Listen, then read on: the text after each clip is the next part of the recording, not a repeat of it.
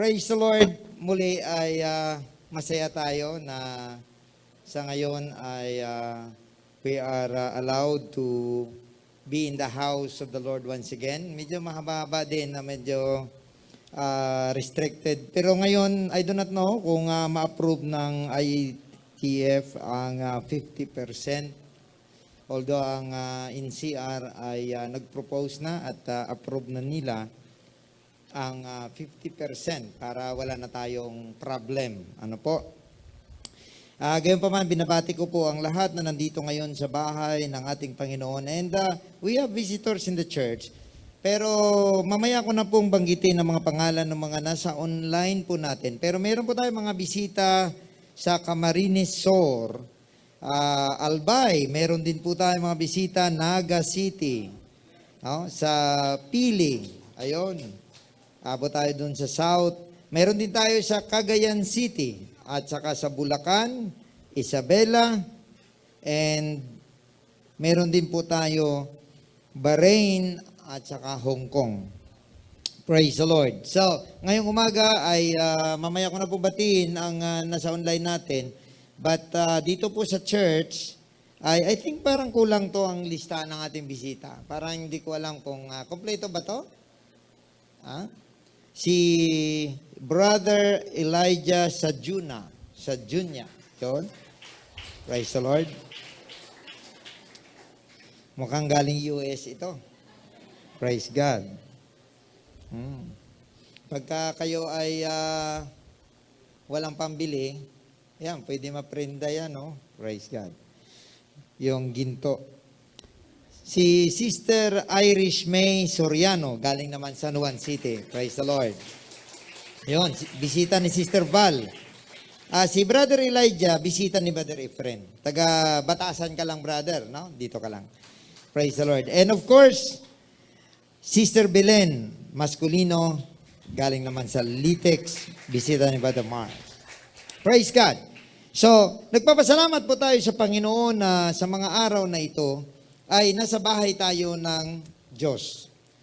Alam ninyo mga kapatid, darating ang araw na people will look for the church and nothing happens there. Hahanapin nila ang Diyos pero wala na pong may nagaganap na paglilingkod doon. Because the day will come that people will realize na totoo palang Bible. Ang nakasulat pala ay tama.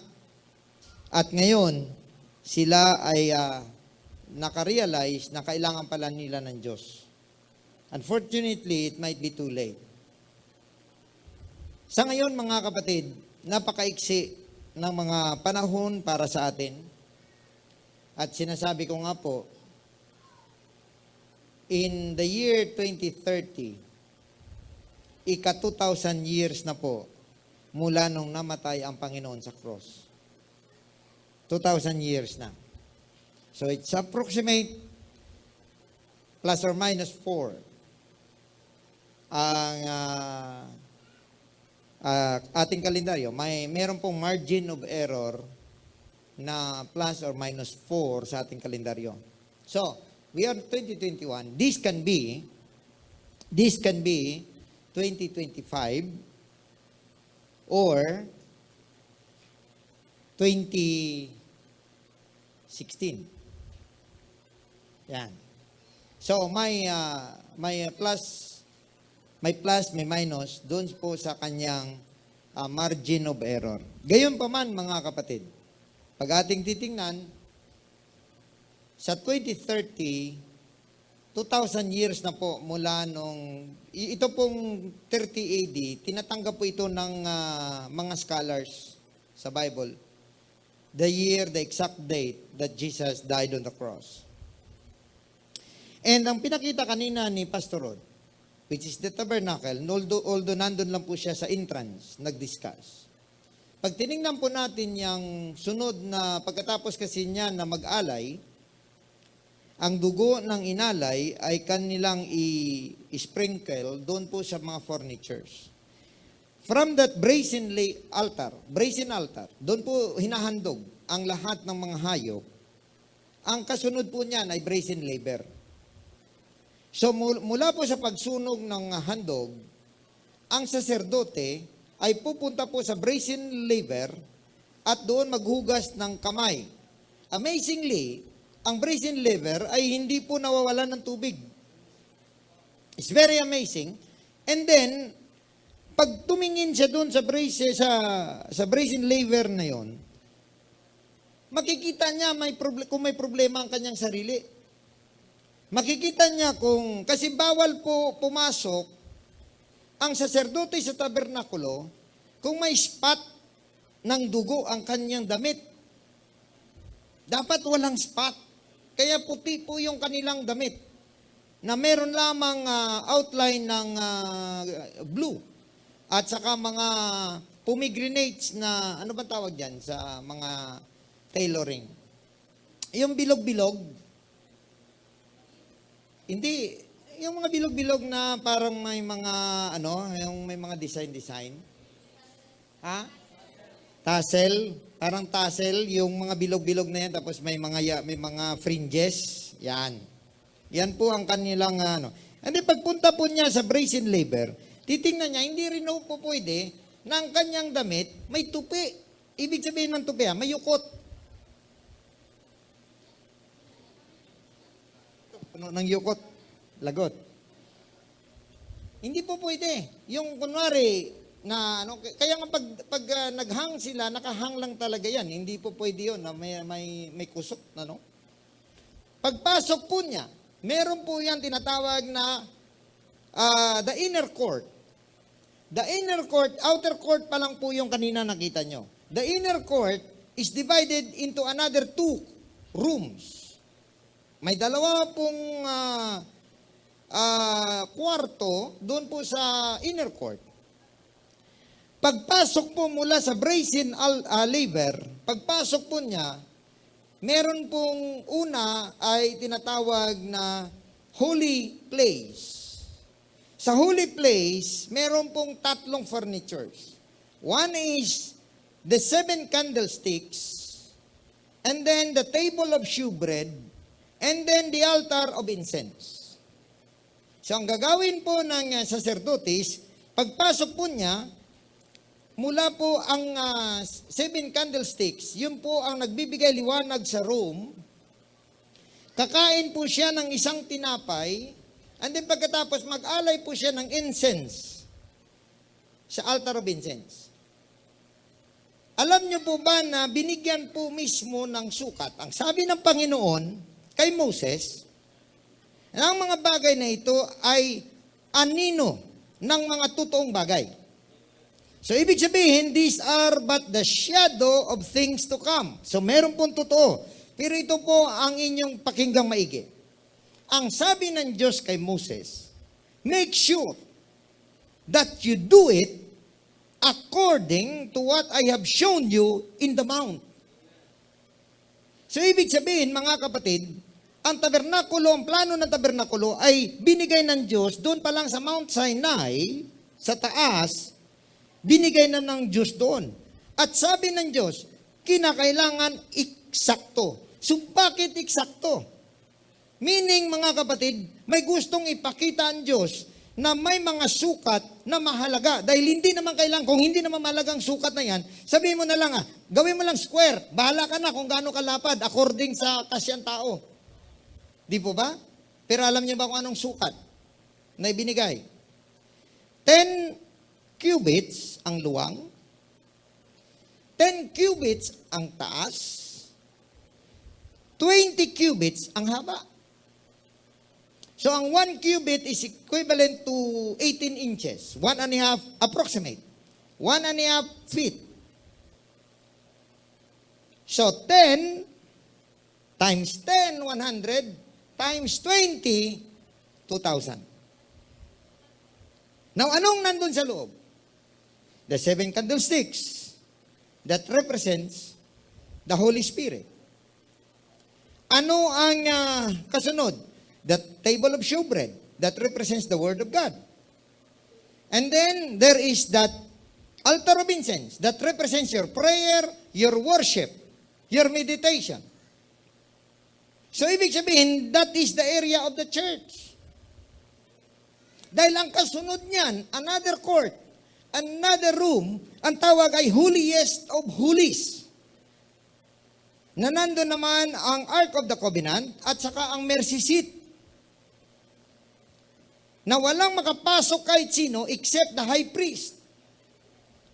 Pero ang sukat po niyan ay 10 by 10 by 10. So kalahati po nung holy place.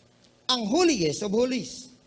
Kasi 10 by 10 by 10. Ano po yun? Pag i-multiply po ninyo, 10 times 10, 100. Times 10, 1,000. Anong sinasabi ng Bible? Jesus Christ will reign after the church age. He will reign for 1,000 years. So, ibig sabihin, mga kapatid, binibigyan lang tayo ng Diyos. Approximately. Hindi ko po masabi na exactly dahil hindi ko alam kung saan basihan ng Diyos.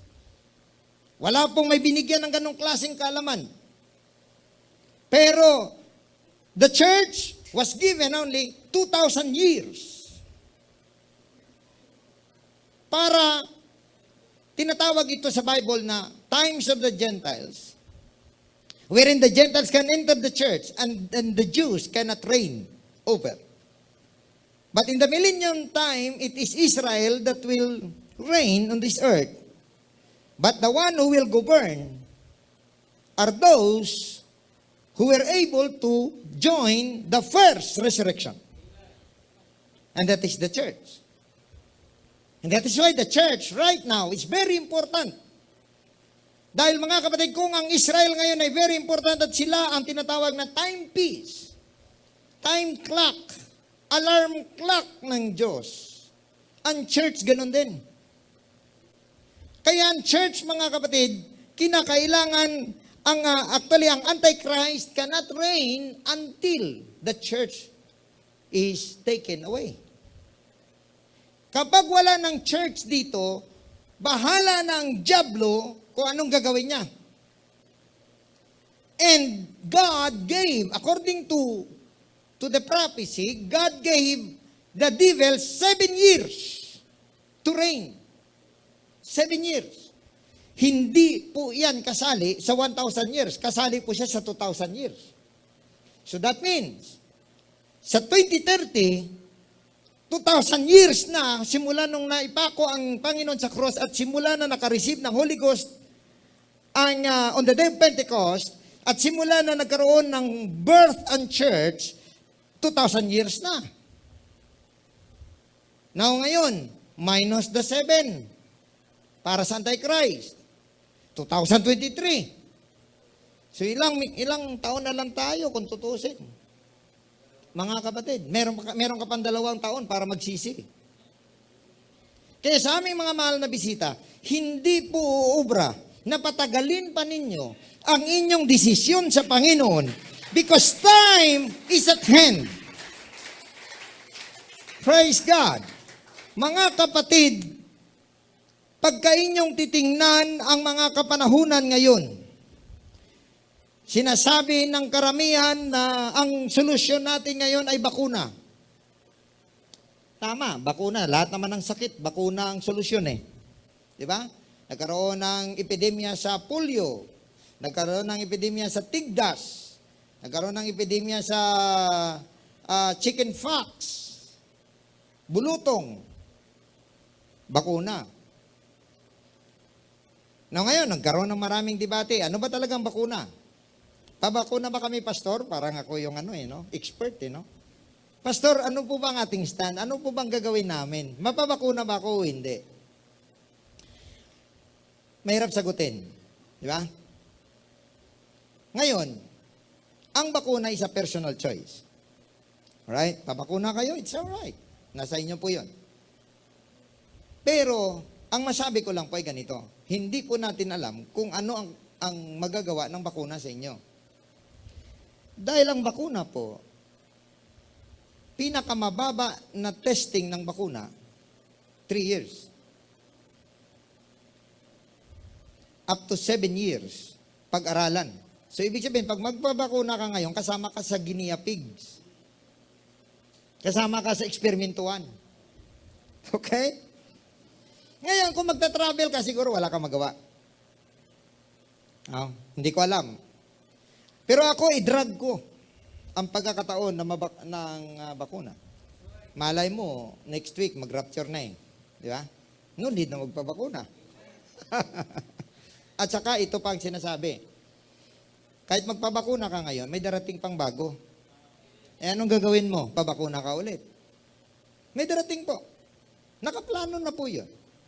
Meron na pong senaryo na pinalabas ang John Hopkins University. SPARS 2025-2028. Palagay ninyo bakit ganun ang time? Hindi ba yun ang time na kung saan ang Antikristo maghahari na kung sakasakali man? Kung tama ang ating computation. Again, nililinaw ko po sa inyo, ayon sa ating Panginoon, walang tao na nakakaalam ng araw at oras. Pero unfortunately, hindi niya binanggit ang taon. So baka pwede natin ma-predict ang taon. Praise God. Now ngayon, aking sinasabi mga kapatid, napakaiksi ng oras natin para maglakwat sa mundo. Hallelujah. Mga kapatid, kung minsan may mga tao mag-iisip pa sila kung paano sila mag-enjoy sa mundong ito, huwag yan bigyan ninyo ng pansin. Bigyan nyo ng pansin kung paano ka maligtas sa pagdating ng ating Panginoon. Ang paggawa ang pagsunod ng mabuting balita is far greater important than the vaccine. Sinasabi ko sa inyo mga kapatid, kung ang mga tao gustong pumila para magpabaksin, ako gusto kong makita ang tao pumipila, gusto magpabaptize in Jesus' name at nakareceive ng Holy Ghost. Hallelujah! Kung pumipila yan sila, mapabaksin nung malaman nila na Pfizer ang baksin, nagkagulo-gulo. Unfortunately, nakita ni Presidente Duterte, ngayon, wala nang announcement. Ang brand. Pero ito pong kakatandaan ninyo, ang vaccine ngayon, iba kaysa vaccine nung una panahon. Nung unang panahon, ang vaccine, ang virus, ay ina-activate, pinapatay. Ina-activate. Nilalagay sa bakuna, sa gamot, no? At ipasok sa katawan. Ang virus na yan, kahit patayan, ma-detect ng ating immune system na merong pumasok na virus, magre-release siya ng immunity. So, na-detect niya na merong pumasok na alien. So, pag na-detect niya, magre-release siya ngayon ng immune system at kapag nag-release siya, magkakaroon ka ng immunity. Yun po yung nangyayari sa bakuna. Hindi naman po yung pag may bakuna ka, para kang may shield na ang mga virus lumilipad, tatalbog lang, twang, kasi meron kang bakuna, twang, di ba? Kala mo ganon? Hindi po. Hindi po. Ang katawan mo mismo gumagawa ng immunity mo dahil may natanggap siya, pero harmless, dahil patay nga eh. Harmless. Yun po yung una. Ngayon, hindi na. Man-made na po ang mga bakuna. Ibig ko sabihin man-made, hindi ibig sabihin, siyempre tao din naman gumawa noong una, di ba?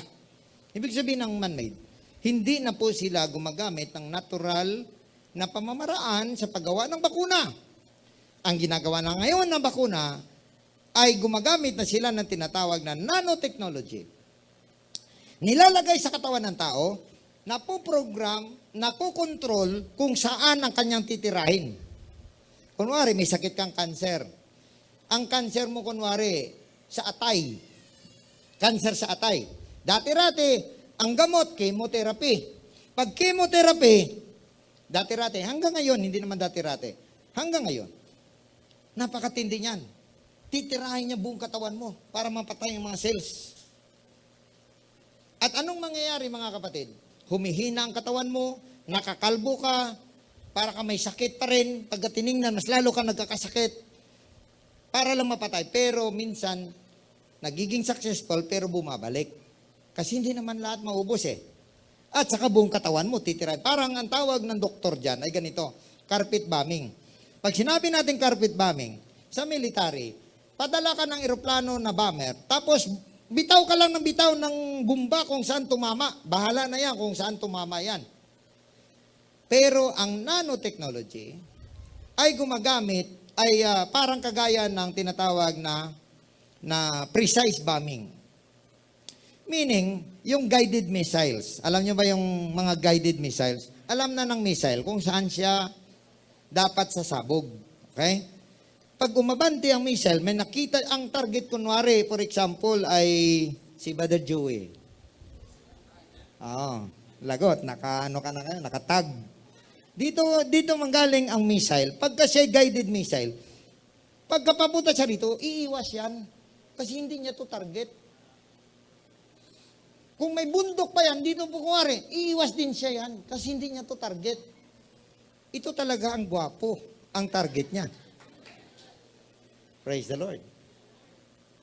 Boom! Sabog. Sorry, Sister Jom.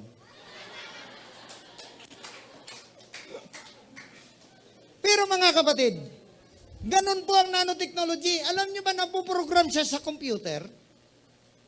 Kung ano ang pupuntahan niya para sirain niya doon. Yan pala ginagamit na matagal na. Ngayon, nasa bakuna. Maniwala kayo, ang karamihan ng mga bakuna, kagaya ng mga Pfizer, Moderna, yung Johnson, at yung mga sikat, lahat gumamit ng fake na virus. Ang virus na yan, pupunta sa katawan mo, harmless yan, ang iyong immune system lalabas. Unfortunately, gumamit siya ng nanotechnology na hindi natin alam kung anong kahinanatnan. Kasi programmable eh. Programmable. So ngayon mga kapatid, magbabakuna ba kayo? Nasa inyo. Pero ako idadrag ko. Idadrag ko. Up to the last point. Kasi ako umaasa 2023, may 2 years pa naman, baka, di ba ang vaccine daw 3 years bago maubos sa Pilipinas? Tama-tama, pagka naubos vaccine, mayroon namang bago. Ay malay mo, ha? Malay mo, pwede pa naman. Now ngayon, siyempre dapat tayo mag-ingat. Kasi totoong may virus. Okay? Totoong may COVID. Mag-ingat. Social distancing. Iwasan na lang yung chika-chika. Diba? Dati-rati kasi, pagka nakita mo mga kaibigan mo, halos magdikit ang mga mukha niya sa pag-uusap. Ay, alam mo ba? Bago lang kita nakita. Ay, naku. Diba? Ganon tayo eh. Ngayon, mga kapatid, ito sinasabi ko 8,000 pa rin ang kaso natin.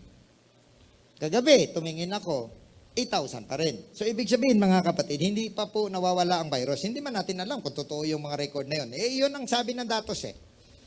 Gayon pa man mga kapatid, aking pinapakiusap sa lahat ng mga young people, bisita, or sinumang mga brothers and sisters, ladies and men, na pupunta po sa church, wag na wag po sana ninyong tanggalin ang inyong mga mask habang nandito po kayo sa loob. Yan po ang aking pakiusap. Kasi ganito yon. Hindi porke kakilala ko siya, hindi siya tatabla ng COVID. Hindi porke pinsan ko siya, hindi porke kaibigan ko siya, wala siyang COVID. So ngayon, the best way to think is, may COVID ka, may COVID ako, may COVID ang lahat, kaya restrain, di ba? Ngayon pa man, hindi ko po tinitingnan na ito ay isang bagay na dapat tayo matakot. Dapat lang tayo mag-ingat. Huwag matakot, mag-ingat lang. Okay? Palakasin ng inyong mga katawan, matulog ng maaga, gumising ng maaga. Amen? Praise the Lord. Alam nyo ba ang sobrang pagtulog na nakakasama sa katawan? Oo, hindi ka subukan ninyo. Gumising ka ng alas 10, kung ano pang magawa mo. Wala na. Ang gawin mo, matulog ulit. Tama. Kasi kapag sumubra ka sa tulog, antok ka pa rin. 8 hours lang po. Maglagay kayo ng alarm. Tapos patayin nyo lang ang alarm.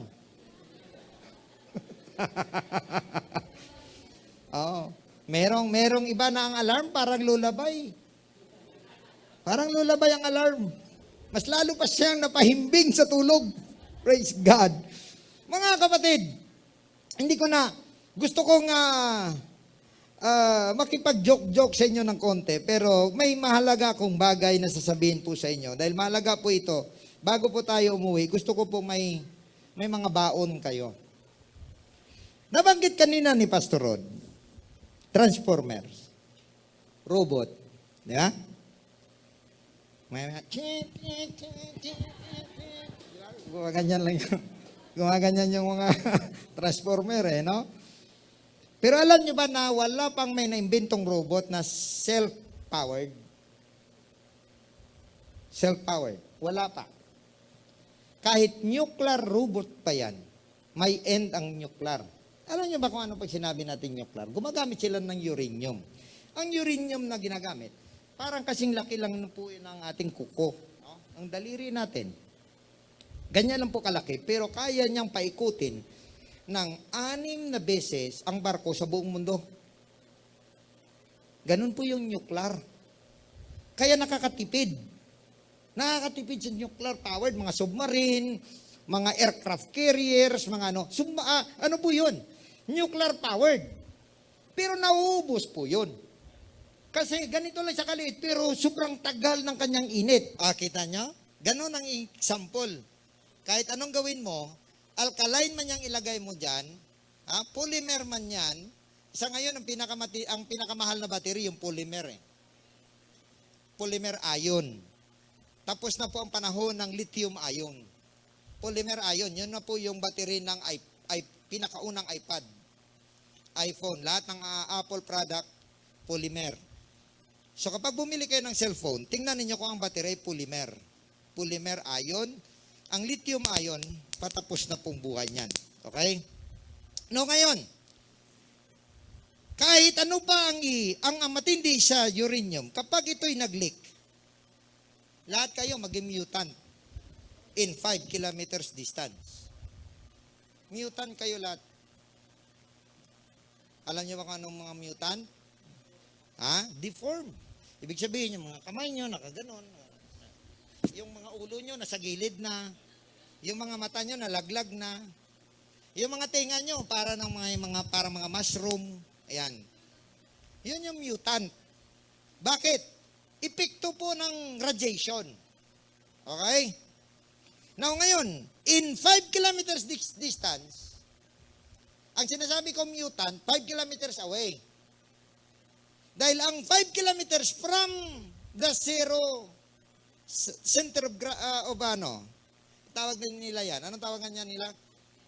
Hindi yung zero. Ground zero.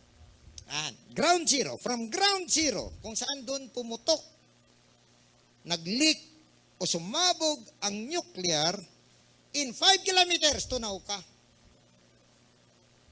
Tunaw ka. Lahat ng bahay yan, parang pinulbos. Ganon katindi ang nuclear. Ganito lang yung kaliit. Kaya matindi. Ngayon man, gayon pa man, kahit ano ang sistema, lahat ng robot need power. Wala pong robot na hindi po kailangan ng power dahil wala pong robot na nakakagawa ng kanyang sarili na siya lang ang mag-isa ang mag-produce ng power niya. Anong kailangan? Sa Mars ngayon, may mga robots na nandun. Di ba? Yung mga nag-ikot-ikot na mga... Ano ngayon, yung mga robot na yun, alam nyo ba kung anong power nila? Kung may naimbento ang tao na self-powered na machine, yun na yung ipadala doon. Pero alam nyo ba kung saan sila kumukuha ng power? Sa sun. Ang dala nila, solar power. Kasi wala pa pong may naimbento na machine na kayang mag-produce ng sarili niyang power. Kailangan niya ng another power. No, ngayon, ang transformation needs power. So without the power,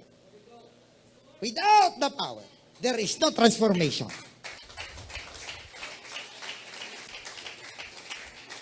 Gustuhin mo at hindi, mga kapatid. Pag wala ka ng power, hindi ka makagalaw. So the power to transform is there, but you need the power to propel your machine to do the transformation. That is why ang sabi ng ating Panginoon, I will not leave you comfortless, but I will rephrase it. I will not leave you powerless. I will come to you. So may power tayo na higit sa nuclear, hindi nauubos, walang out of stock, hindi nauubos ang supply. And that to tell you today, that is available right now, and that is the Holy Ghost.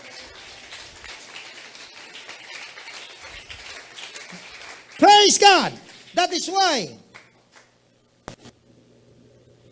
why Ephesians chapter 5 verse 18 says, and be not drunk with wine, wherein is excess, but be filled with the Spirit.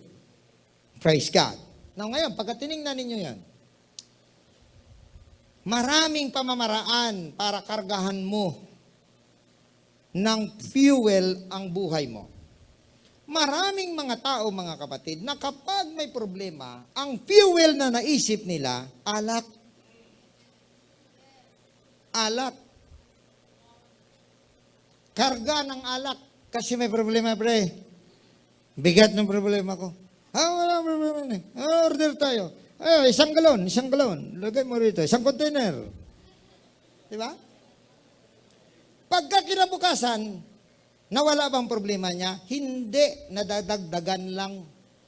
Kasi kinabukasan dapat may pasok siya. Gising na may pasok ka. Sakit ng ulo ko, absent muna ako. Di nadagdagan utang mo. Di po ba? No, ngayon, yung sinasabi rito ni Apostol Pablo, may mga material na mga bagay, may mga ilang bagay na ginagawa ang tao para magbigay sa kanya ng energy, to energize himself. Pero mali ang epekto, mga kapatid, dahil ang sinasabi nga rito, ang walang side effect na power para i-feel natin. You know, when you go to the gasoline station, di ba tanungin ka, ilan po, magkano po? Sabi mo, full tank. Ang tawag doon ay refilling station. So, ibig sabihin, imbis na mga material na mga bagay at mga makamundong mga bagay ang ilagay mo sa iyong pananampalataya at sa iyong sarili, mga kapatid, be filled with the Spirit. No, ngayon, gusto kong sabihin sa inyo, ang lugar na ito ay higit pa sa gasoline station. Higit pa sa power outlet. Sinasabi ko sa inyo, mga kapatid, connect. Just open up your heart and the refilling is free. Yun ang pinakamaganda ngayong araw na ito. Dahil kapag pumunta ka sa bahay ng Diyos, hallelujah, ang refilling ng energy at power ay hindi limitado. Hindi limitado kung wala kang pera. Hindi limitado kung wala kang credit card. Mga kapatid, it is open for everybody. It's free. Now ngayon, ito ang hindi ko maintindihan. Sabi ng iba, the best things in life is free. Pag sinabing free, mamigay kami libreng bigas, pilang tao. Mamigay kami libreng sardinas, pila tao. Mamigay kami ng libreng gulay, pila ang tao. Mabigay kami libreng Holy Ghost, walang pila. Napunan nyo?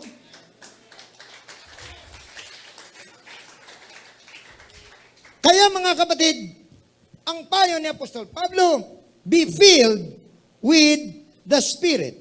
Now, I would like to encourage you today, desire to experience the Holy Ghost.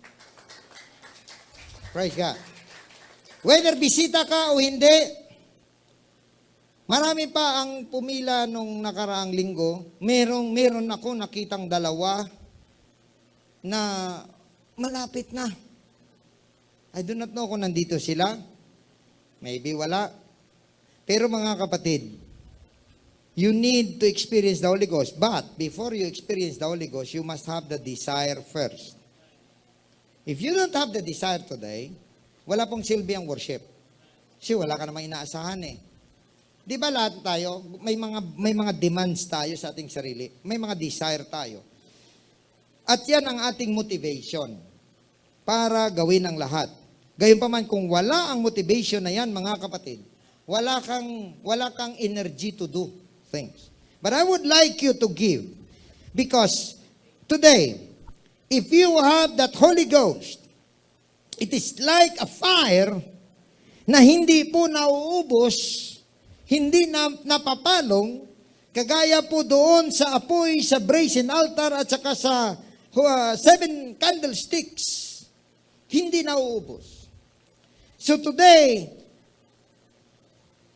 ang Holy Ghost ay sapat sa lahat na nasa loob ng pamamahay na ito. Kung ating basahin mga kapatid, at binasa ko ito nung last week sa inyo, ang Acts chapter 2, ang sabi po sa verse 1, and when the day of Pentecost was fully come, they were all with one accord in one place. So when you say they are all in one accord, there is something that they think and they agree. So mag-isa tayo, isang accord, meaning pag sinabi mong accord, isang tahi, isang tali. Right? So ibig sabihin, they all expect something, and definitely that is the Holy Ghost. And in verse 2, and suddenly there came a sound from heaven as of a rushing mighty wind, and it filled all the house where they were sitting. And in verse 3, and there appeared unto them cloven tongues like as of fire, and it sat upon each of them, and they were all filled with the Holy Ghost. Now, I would like to say this again. They were all filled with the Holy Ghost. So there is no restriction. Wala pong while supply lasts. Wala pong tinatawag na first come, first serve. Anybody who would come in worship to God, there is enough Holy Ghost for all of us today. The Bible says, these people, they were all filled with the Holy Ghost and began to speak with other tongues as the Spirit gave them utterance. Ang Holy Ghost, imagine ka, the power that is within the Holy Ghost. Sa start pa lang, He can make you a linguist. Imagine ka, alam niyo kung anong linguist? Yung taong maraming alam sa salita. So, ibig sabihin, kagaya sa atin mga kapatid, normally, ang Pilipino, believe sila. Kasi normally, ang Pilipino, may 3 language na alam. Dialect, Tagalog, English. Kaya believe sila sa atin. Yung iba, marami pa, marunong pa mag-Cebuano. Diba? Kung siya ay iba, marunong mang-Ilocano, mag-Bicolano. Kumbaga, ang iba sa atin, merong 5 dialect na alam. Siyempre, bihira yon. Diba? Kasi meron nga yun, parang bihira, parang hirap na hirap magsalita ng Tagalog eh. Diba? Gayunpaman, imagine ka ang power that when you worship God, the Holy Ghost will come to you. And then, ano po ang pinakabasihan na ikaw ay nakatanggap ng Holy Ghost? Is you speak with other tongues, meaning another language. You speak. Hindi mo alam yun. Hindi ka tinuruan, hindi ka sinabihan, hindi pinasaulo. Ang gagawin mo lamang, mga kapatid, is just only to worship God. And when you worship God, sa language na naintindihan mo, pero ang lalabas sa bibig mo, ay iba. It is the Holy Ghost that will give you the utterance. So mga kapatid, tandaan ninyo bakit may apoy. Dahil kagaya ng apoy, ang lahat ng power dito is using heat. Kahit mag-nuclear ka, heat yun eh. Yung mga steamboats, yung mga company na nagpapaikot ng turbina para sa electricity, heat yun. So the Holy Ghost is fire because it will give you enough power to propel your life towards transformation. Dahil napakahirap mga kapatid. You know, ang transformation mga kapatid, hindi po yan ganun kadali. Kasi hindi po magic ang transformation. Ang transformation, it uses several aspects of parts. Lahat po yan naka-pneumatics o kaya hydraulics. So kagaya niyan, kung ari, nakaganito ang sasakyan, di ba? May gulong, tapos ang gulong, ipapasok niya, ilalabas niya, kamay na. Di ba? So may mga pneumatics at saka hydraulics na dapat i-power. So ganun din yan mga kapatid, hindi ganun kadali ang pagbabago. Sino ba makakapagsabi na automatic nagbago ka? Kaya marami mga tao nagsasabi, Pastor, gusto ko magpabaptize, pero ayusin ko muna. Buhay ko muna. Pagkakarapat dapat na ako sa Panginoon, saka ako mag-decide na magpabaptize. Kailan mangyari yon? Hindi. Everybody say praise the Lord. Kasi mga kapatid, wala kang power to change your life. That is why gusto ng Diyos, yung mga sira na, yung mga bali na, dahil kaya niya yan, pagtagpi-tagpiin. Sabi ng Panginoon, if you are willing, bigyan niyo ko trabaho. Gusto ng Diyos, i-fix ang buhay mo. Kaya the more na akala mo, sira ang buhay mo, hindi mo kaya magbago, yan ang gusto ng Diyos. Dahil ang kanyang kapangyarihan, kaya niyang ipakita sa'yo na ikaw na napakahirap magbago, kaya niyang baguhin. Ikaw na na-addict na sa alak, na-addict sa droga, na-addict sa sigarilyo, hindi mo kaya. Sure, hindi mo talaga kaya yan. But with God, nothing is impossible. Hallelujah! That is why, sabi ng Panginoon, huwag muna kayong umalis until you be endued with power. With power from on high. Ano yun? Ang Holy Ghost. Kaya mga kapatid, kung feeling ninyo nanlalanta na kayo, nawawalan kayo ng gana sa church, nawawalan na kayong gana maglingkod sa Panginoon, sigurado ako, hindi ka naka-worship. Sigurado ako, hindi ka naka-refresh. Dahil ang taong kari-refresh lang, energetic sa Panginoon. Hallelujah! Sila mga tao na dismiss na, ayaw pa umuwi. Siyempre maliban doon sa mga nagchichika-chika lang. Praise God.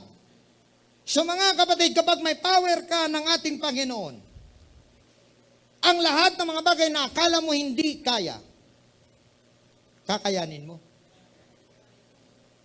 Pero this time, iba na. Hindi dahil sa'yo, kundi dahil sa Panginoon.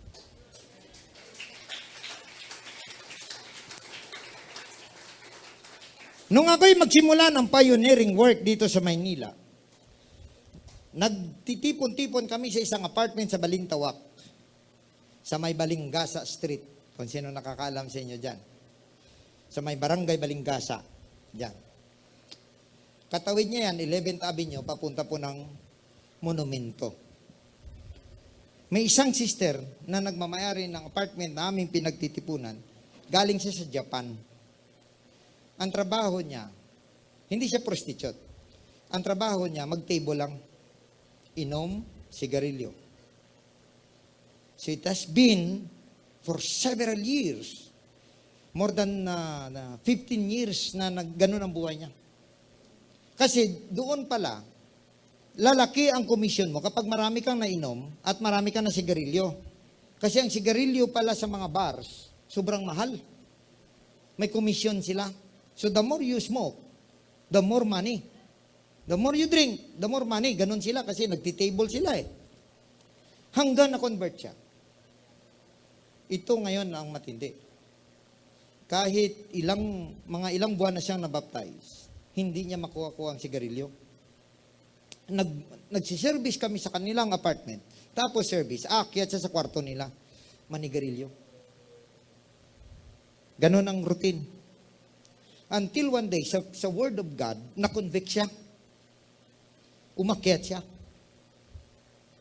Sabi niya sa Panginoon ganito, Lord, alam mo ang desire ko na magbago. Pero hindi ko kaya. Sorry Lord, hindi ko talaga kaya. Kahit anong gawin ko, hindi ko talaga makuha. Ngayon, Panginoon, sinusuko ko sa iyo. Gawan mo ng paraan na mawala sa akin to. Yung sabi niya, gawan mo ng paraan, Lord. Hindi ko kaya. Alam mo bang, pagkahapon din, nagsiuwian na kami. Alam mo nyo bang, pagkahapon, nagsigarilyo siya. Sumuka siya. Sumuka siya. Sobrang dami ng suka niya. Ayon sa testimony niya. At simula noon, makalanghap siya ng usok na sigarilyo. Magsusuka siya. Nagsusuka siya. The next week, yun ang testimony niya. Pinalaya siya ng Diyos mula sa addiction, doon sa narkotina, doon sa sigarilyo. Kaya sinasabi ko sa inyo mga kapatid, nothing is impossible with God. Baka meron pa sa inyo dito na nangangailangan ng tulong ng Diyos. God is able. God is able. Hallelujah! Huwag ninyong sabihin na walang tsansa ang buhay nyo. Huwag ninyong sabihin, hallelujah, na walang magagawa ang Diyos para sa inyo. There is the Holy Ghost, the power of God to change your life. Hallelujah! Baka meron sa inyo dito may mga problema. Isipin ninyo wala ng tsansa, walang solusyon, nagkamali ka. God is able. God has the power to transform everything. Hallelujah! Buhay mo, wala na. Sira-sira na ang buhay mo. Wala kang pag-asa. Hallelujah! God is able to transform. Today, Pastor Rod told you, we need to transform. Now at the closing, I would like to tell you, you need the power to transform.